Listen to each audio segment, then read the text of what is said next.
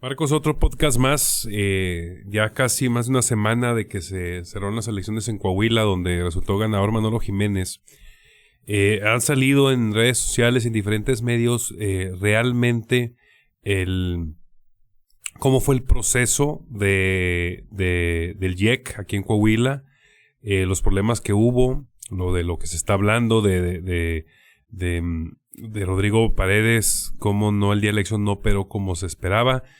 Se diluyó un poco, creo yo, todos los errores que hubo el día de la votación, el domingo, por la amplia ventaja que tuvo Manolo Jiménez sobre sus contrincantes. Entonces creo como por ahí se diluyó y por ahí se fueron callando ciertos sectores. Y los ciudadanos le salvan la cara a Rodrigo Paredes, el presidente del Instituto Electoral de Coahuila. Exactamente. Entonces los ciudadanos salvan por el hecho de la diferencia de votación que hubo.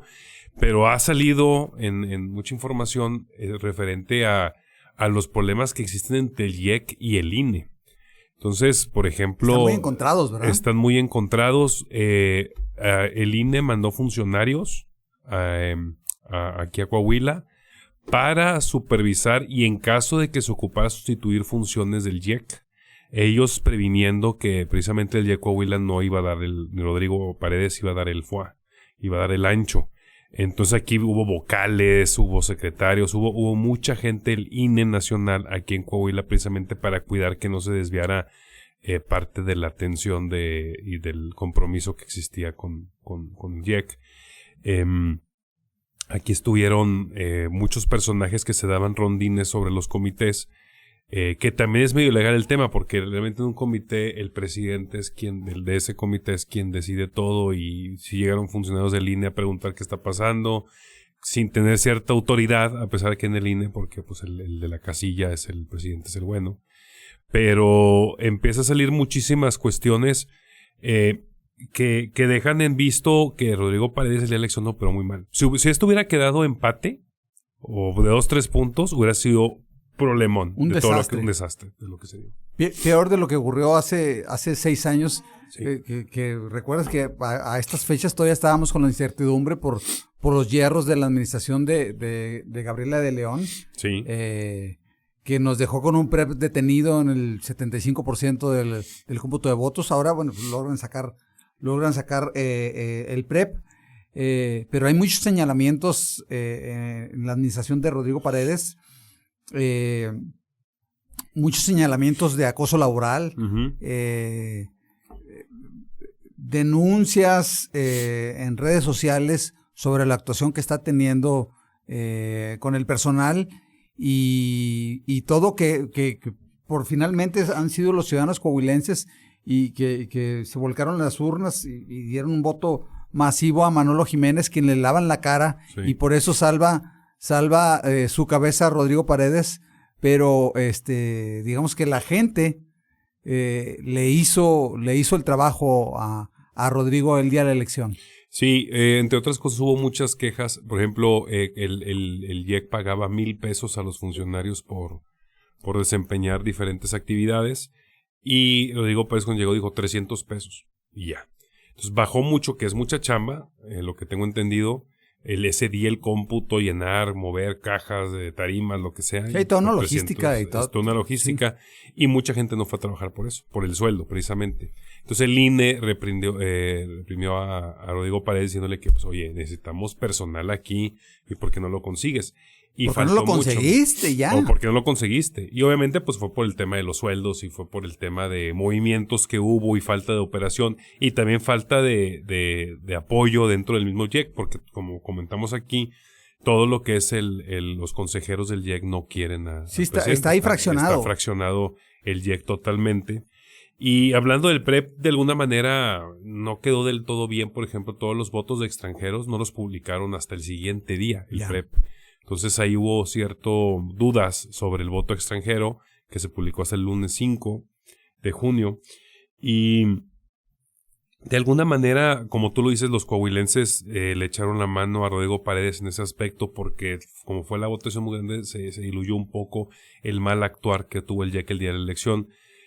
Muchos funcionarios no se presentaron. hasta donde sabemos, o por lo menos yo sé, hubo algunos fraudes monetarios incluso adentro de algunos comités, que no es responsabilidad tampoco de Rodrigo Paredes, pero faltó control ahí entre ciertos comités, y ya lo que hemos hablado, o sea, el tema de que se le incendió en Monclova. Coahuila no tuvo urna electrónica, el Estado de México sí lo tuvo. Entonces, al parecer, en la conclusión del INE, fue mejor llevada la elección en el Estado de México, que es un lugar muchísimo más complejo mucho más que en Coahuila. 5-1, ¿verdad? Sí. A ver, yo creo que, como comentas, a Rodrigo Paredes le está salvando su actuar en esta elección, el voto enorme de cómo salió la población y cómo le dio una gran diferencia al candidato, al hoy gobernador electo Manolo Jiménez, Sí. Gobernador por la alianza PAN, PRI, PRD, y cómo, digamos, eso le da una especie de salvación Sí. a Rodrigo, pero los hierros, que incluso desde antes de su nombramiento, y hasta días antes, Enrique, de la elección, por ahí le vamos a pedir a nuestros editores que publiquen cómo estaban haciendo anuncios en páginas de bares, Sí. solicitando personal, pagando 300 pesos. Sí. Cuando, ojo, porque los restantes 700 a alguna parte se fueron, porque el sueldo autorizado era de 1,000 pesos por trabajar toda la jornada electoral. Sí. Y lo que decidió finalmente Rodrigo y su comité de administración es 300. Recursos había que los había previsto el Congreso del Estado y el gobierno del Estado para el desarrollo y la ejecución de esta elección. ¿A dónde se fueron? Pues yo creo que sería importante. Sí, y así pasan muchas situaciones. Realmente, y digo yo, sigo insistente desde que empezamos a comentar todo el desorden que hay en el IEC, que ahorita pues está encontradísimo, no salen las cosas, y pues siempre hemos pedido pues para que fluyan las cosas la renuncia de Rodrigo Paredes, porque no dio el ancho. En esta elección no creo que haya dado el ancho Rodrigo Paredes, por todo lo que acabamos de comentar, por todas las grillas que tiene, y entonces pues ahora sí que el Instituto Electoral de Coahuila está en un impasse total, y el señor pues sigue corriendo, y corriendo gente, y trayendo más gente inexperta, que precisamente fue la gran crítica que le hicieron en el INE, de que tiene pura gente que metió él, que no sabe absolutamente nada de los temas electorales, que de hecho ni él no pasó el examen, entonces, y es presidente. Entonces, creo que se tiene que revisar, creo que el INE tiene que revisar muy bien si van a seguir con Rodrigo Paredes, puesto que pues están las pruebas ahí, las demandas laborales incluso, dentro del instituto, donde pues, el señor manda o pretende mandar, pero pues también los consejeros no se lo permiten, ¿no? Pues estamos ante la herencia impuesta de Ciro Murayama y Lorenzo Córdoba, Enrique, pero además viene una elección otra vez compleja. El próximo año, Enrique, hay elecciones en las 38 alcaldías de Coahuila, síndicos, regidores. Es una elección muy compleja, y hasta donde demostró Rodrigo Paredes y su equipo cercano es que no están a la altura del reto. Nosotros la crítica que hacemos aquí está basada en hechos. Les hackearon datos personales. Y lo negaron.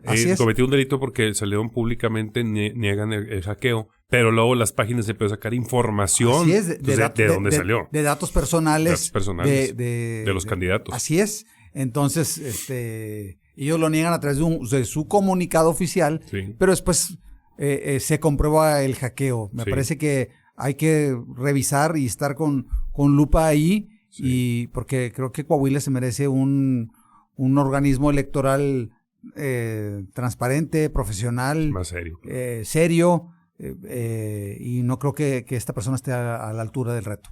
Muchas gracias, Marcos. Gracias, Enrique.